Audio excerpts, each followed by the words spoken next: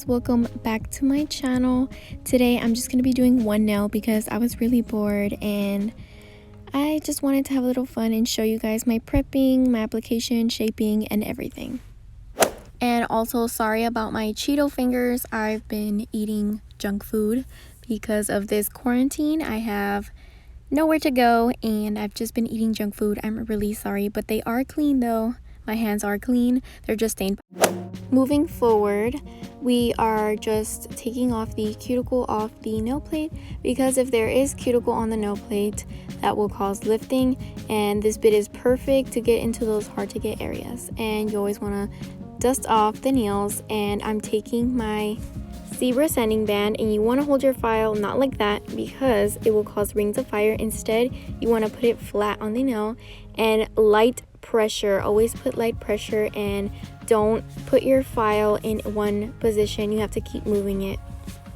And the sanding band for the natural nail cannot be coarse because it will burn the client and it will also damage their nails.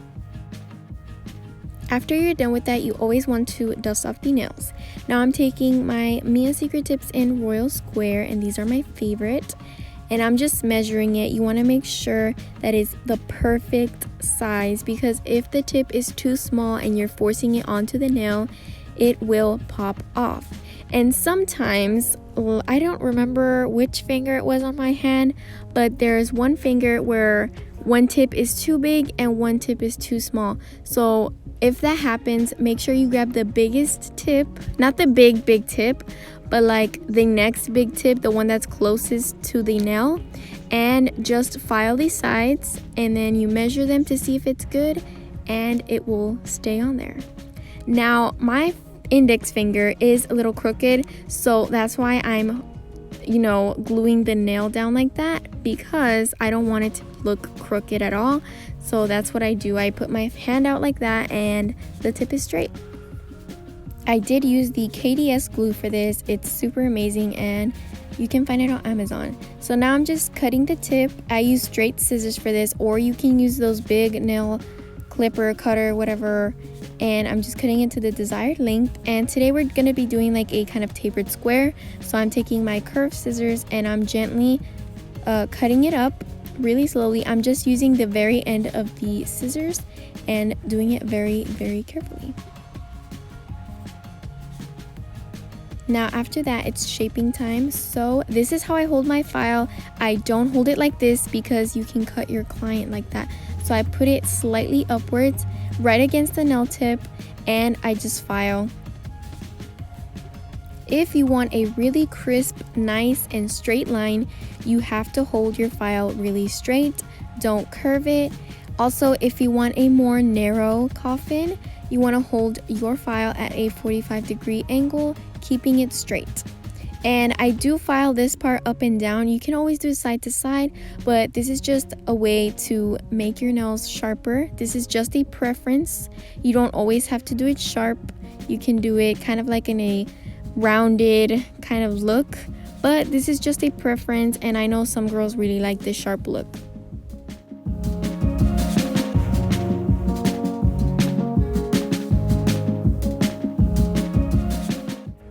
After I've shaped the sides and the very end of the tip, I always flip it to see if it's good and straight, because sometimes I overfile and sometimes it will come out crooked. So you want to make sure that you don't overfile. Just count in your head, 1 2 3, go to the other side, 1 2 3. And I also do go underneath the nail to get those little crusts off from the nail tip. This part is not necessary, but I do like to do it. It's just blending the tip to the natural nail, and I just wanted to show how my shape is pretty good, because on camera it kind of gives it a glare on the tip and you can't really see it well, so that's why I did it.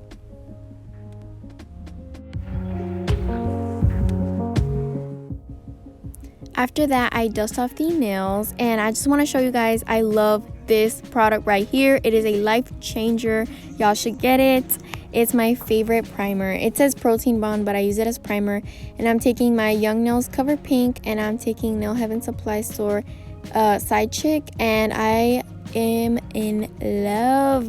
Look at that. And I even turned off my lights so I can show you how it looks like. It's super pretty. And I'm also taking Mia Secret Clear. Now I'm starting with a kind of like medium bead, and I just want to say that Youngnails products, they do recommend buying their monomer. So if you're gonna get it, get the monomer. I don't have the monomer, so I was kind of having a hard time because sometimes when you use a different monomer for a different acrylic powder, it will start to like dry faster on you, or the formula would change.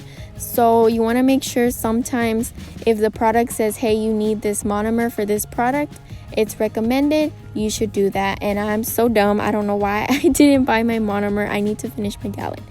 Now I'm taking kind of like another small bead, just doing that part right there, doing the very end, making sure everything's even. I'm always swiping and cleaning the sides.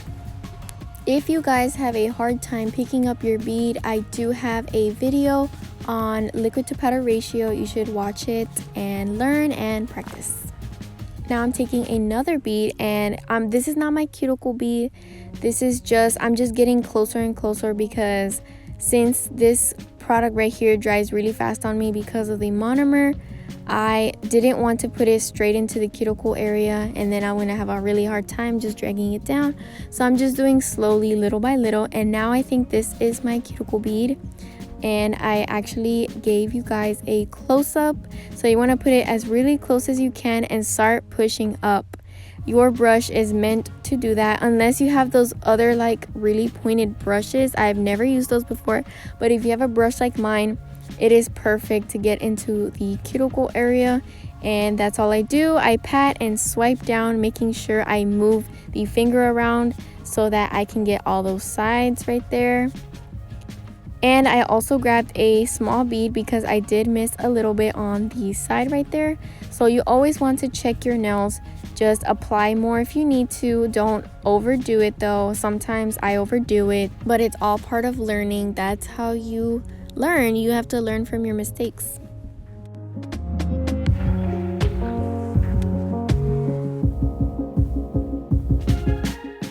Now I'm taking a kind of small bead because I don't want it to be too thick under there, and just placing it down, swiping it up and swiping the sides. And I remove product like this so that I still have my nice shape. And I'm constantly always swiping. I just am a perfectionist for some reason, but like I like to make sure everything's good. Now I'm taking my fine glitter, and I showed you guys a close-up. If you want to do like an ombre effect, just swipe up like this, very gently though, and I do push it up so I still have that nice shape, and just keep swiping up. And you can see that I did apply a little bit more so I can have that really like good covered glitter, if that makes sense.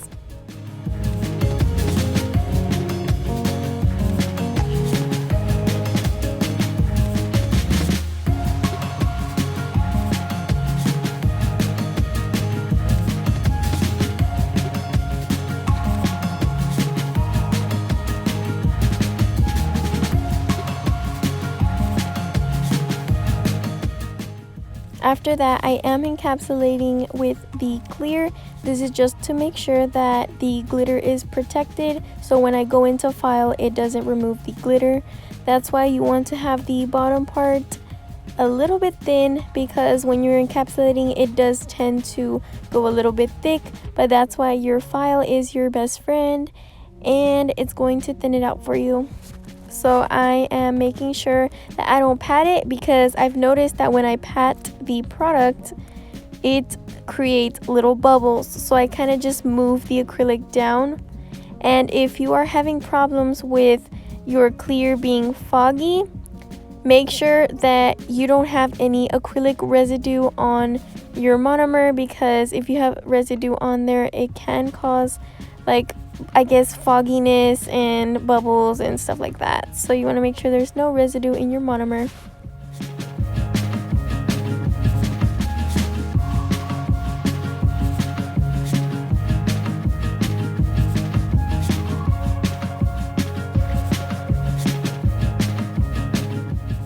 Now that that's all done, I like to check it, and she is a little thick. No worries, that's why we have our hand files and our e-file. To reduce the smell of monomer in your house, because if you do nails in your house, I know your family is going to be complaining and saying it smells so strong. So I wipe my brush with the blue towel, and I also clean the little dapping dish I put my monomer in, and I throw it away. And now we are reshaping. We are making sure that our file is straight and slightly up, because you don't want to cut the client. You also want to dull out the edges of your hand file so that it's a lot more dull, it's not sharp, so you're not gonna get their skin that easily, and they are comfortable. So, and just filing up and down, creating that sharp shape. And I'm also filing the top part. You also want to make sure that you don't over file the top part, because we did encapsulate. You don't want to remove that clear, and just keep doing that, filing side to side. And then I'm also filing downwards so that I don't have any bumps.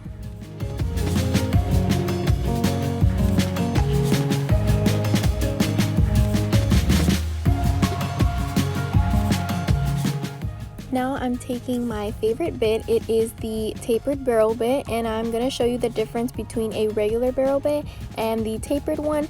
The tapered one just looks a little bit more narrow, and the other one's kind of like almost like a more parallel, if that makes sense. But this one's my favorite to go in to seal the cuticle area.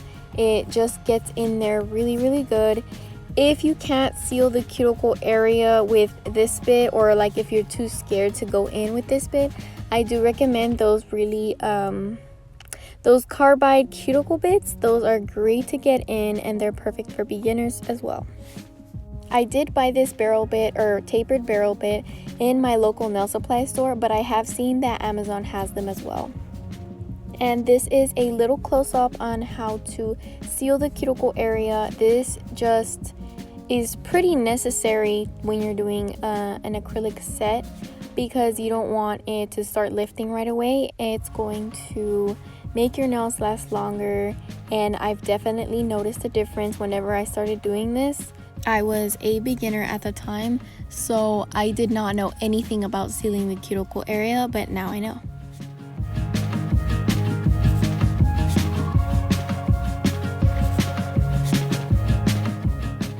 Now I am just going in with the bit, with the belly of my bit, and just going up and down, side to side, making sure everything is nice, and definitely making it thinner, because I do not like it when it's extremely thick. I do have a preference of making them a little bit thick, because I'd rather put more product than less, so when I go in to file, I don't remove a lot of product, if that makes sense. That has happened to me before, so that's why I have the habit of making my nails a little bit thick. And they're not like thick, they're like a medium thick. It's like a good structured nail, because I know some clients really like thin nails, but I feel like thin nails are really easy to break. So that's another reason why I don't like thin nails. I like them to be a little bit thick, and see how I go underneath my nail to remove some of that thickness. Now, if a client tells me, hey, I want my nails a little bit thinner, I will definitely do them thinner, but I will let them know, like, hey, if I do them a little more thinner, there is a possibility that they could break if you try to do something. Just a heads up. So make sure you just give them a heads up if they want their nails a little bit thinner.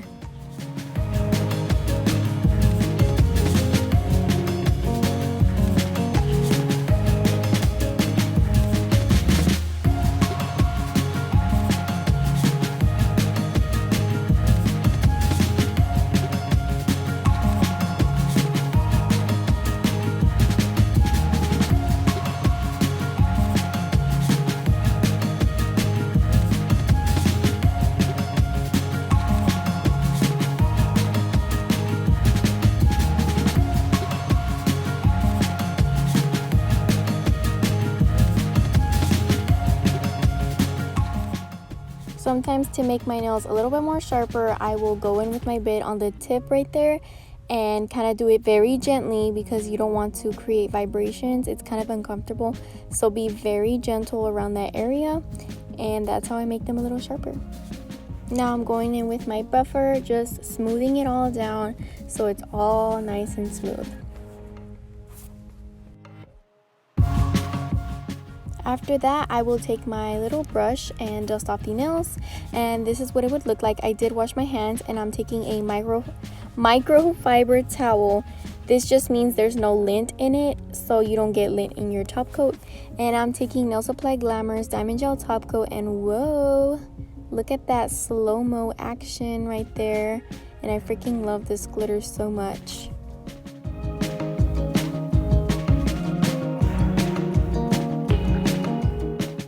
And now I take my finger and I wipe off the sides. I do this because sometimes the gel moves around, and when you put it in the lamp, it's going to dry like that, and then your shape is not good anymore. It starts getting like all rounded and stuff.